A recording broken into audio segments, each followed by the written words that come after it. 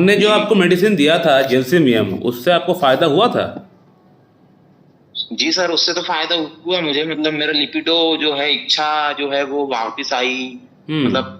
पर वो जो है इरेक्शन जो होता है वो होता है हार्ड कभी कभी, लेकिन क्या है एकदम सिकुड़ जा रहा है। मतलब सिकुड़ा ही रह रहा है दिन अभी तो भर, दो आपका दिन से हो ट्रीटमेंट रहा है, जस्ट मतलब स्टार्ट ऐसा। हुए 15 डेज हुआ है, 15 दिन आपका हुआ है, ठीक है ना? जी जी तो मेडिसिन जी खाते हुए जस्ट 15 डेज हुआ है, तो हो जाएगा, सब कुछ हो जाएगा, वो बात नहीं है। लेकिन अभी आप क्या बोल रहे हैं, क्या स्प्रे स्प्रे आपने इस्तेमाल किया हुआ है? जी सर, वो कोई ब्लैक कलर का स्प्रे दिए थे उन्होंने, किसने कुछ दिया था पॉन्ड्स वो, करके लिखा किसने था दिया था उसमें। वो?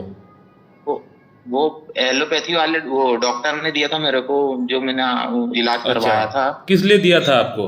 तो वो सर, मैंने उनको ऐसी कंडीशन बताई थी कि मेरे को इरेक्शन में प्रॉब्लम आ रही है हम्म। और शीघ्र पतन जैसी प्रॉब्लम थी पहले से, तो उनने मेरे को हम्म। वो स्प्रे दे दिए। तो मैंने हम्म। कभी तो यूज किया नहीं था सर, तो उनसे पूछा मैंने लगाना कैसे है, तो बोले पेनिस पे लगाना है इसको, अच्छा। ऐसा बोले उनने। अच्छा। अच्छा। तो मैंने एक बार दो बार लगा लिया उसको, और फिर उसके हम्म। बाद मैंने उसको लगाना ही बंद कर दिया। तो उसको लगाने के बाद क्या प्रॉब्लम हुआ वो आपको? सर सुन्नपन सा लगता है, चमड़ी अच्छा। मतलब ऐसी। जी सर, स्वेलिंग आ गई है, रेडनेस हो गई है, और जो चमड़ी है वो सिकुड़ रही है। तो अभी आप लोगों ने जिस पेशेंट का आवाज़ सुना, इस पेशेंट का ट्रीटमेंट तो मेरे पास से चल रहा है लास्ट 15 डेज से। इस पेशेंट को मेडिसिन दिया गया था जेल्सिमियम। जेल्सिमियम से इस पेशेंट का अंदर 30-40% इंप्रूवमेंट आना स्टार्ट हो चुका है। लिबिडो, इरेक्शन, आपने सुन लिया, पेशेंट ने बताया कि इंप्रूवमेंट तो मेडिसिन से हो रहा है। लेकिन ये पेशेंट मेरे पास आने से पहले कहीं पे ट्रीटमेंट के लिए गए थे, एलोपैथिक ट्रीटमेंट के लिए गए थे, वहाँ पे इनको लिडोकैन का स्प्रे दिया गया था, जो कि बेसिकली टाइमिंग को थोड़ा सा बढ़ाने के लिए दिया जाता है, वो स्प्रे इनको दिया गया था। तो वो इनके पास इतना दिन तक पड़ा हुआ था, इन्होंने इस्तेमाल नहीं किया। अब इन्होंने सोचा कि क्यों ना एक बार इसको इस्तेमाल करके देखते हैं क्या होता है। जैसे ही इस्तेमाल किया, 2-3 दिन इस्तेमाल किया, उसको इस्तेमाल करने के बाद ही ग्लांस में प्रॉब्लम होना स्टार्ट हो गया। वहाँ पे स्वेलिंग आना स्टार्ट हो गया, वहाँ पे इचिंग हो रहा है, जलन हो रहा है, इचिंग नहीं हो रहा है, जलन हो रहा है, दर्द हो रहा है, वो फूल चुका है, रंग उसका बदल चुका है, लाल रंग का हो चुका है ग्लांस।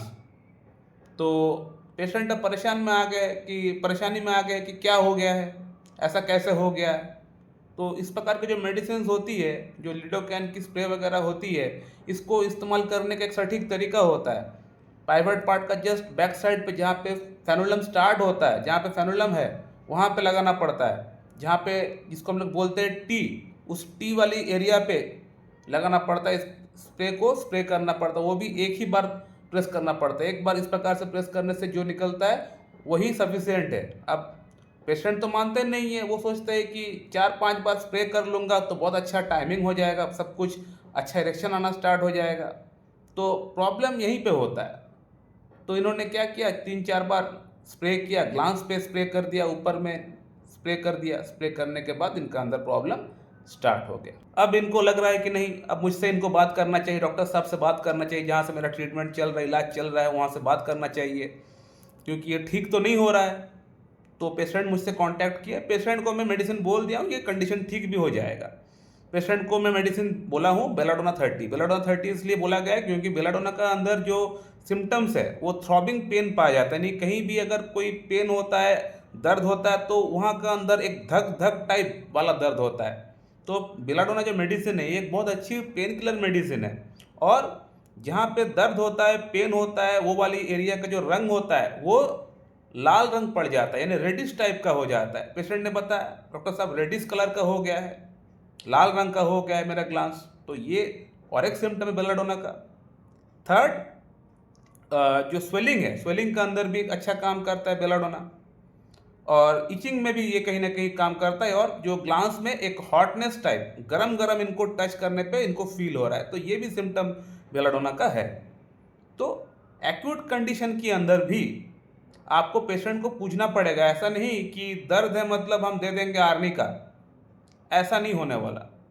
पेशेंट को पूछना पड़ेगा कि आप क्या फील कर रहे हैं, किस प्रकार का फील कर रहे हैं, कैसा आपका दर्द है।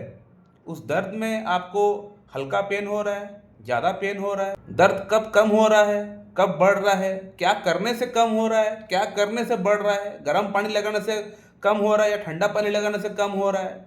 तो एक्यूट कंडीशन के अंदर मोडालिटीज़ का बहुत बड़ा रोल रहता है। तो ऐसा अंधाधुंध फायरिंग नहीं करना है कि पेन लेके आए हैं मतलब दे देंगे आर्मी का, कमर दर्द लेके आए मतलब दे देंगे रूटारस्टक। नहीं, ये ऐसा प्रिस्क्रिप्शन करेंगे तो पेशेंट का प्रॉब्लम ठीक नहीं होगा।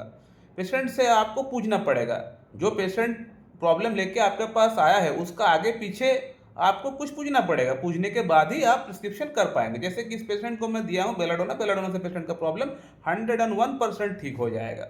और आगे जैसे में हम फिर ये स्टार्ट कर देंगे तो इनका जो मेन प्रॉब्लम है जिसके लिए ट्रीटमेंट मेरे पास से चल रहा है, जिसके लिए इनको इम्प्रूवमेंट भी हो चुका है, कुछ हद तक इम्प्रूवमेंट भी हुआ है, 15 डेज के अंदर इनको हर एस्पेक्ट में 30% 40% तक इम्प्रूवमेंट भी हो चुका है जैल्सीमियम से। तो आगे वो इस मेडिसिन से 100% इम्प्रूवमेंट होना स्टार्ट हो जाएगा। सो माय डियर फ्रेंड, ये वीडियो मैं इसलिए बनाया हूँ ताकि मैं आप लोगों को अलर्ट कर सकूँ, क्योंकि आप लोगों में से ऐसे बहुत लोग हैं जो कि इस प्रकार का स्प्रे को इस्तेमाल करना चाहते हैं। मैं तो हमेशा मना करता हूँ कि आपको इस प्रकार का कोई स्प्रे इस्तेमाल करने की दरकार नहीं है। अगर आपको करना है, आप मेरा खुद का बनाया हुआ जो जेल है उसको आप इस्तेमाल कर सकते हैं। आज तक किसी को उस जेल से इस प्रकार का प्रॉब्लम होते हुए मैंने आज तक किसी को नहीं देखा, क्योंकि एक नेचुरल मेडिसिन है, एक हर्बल मेडिसिन है।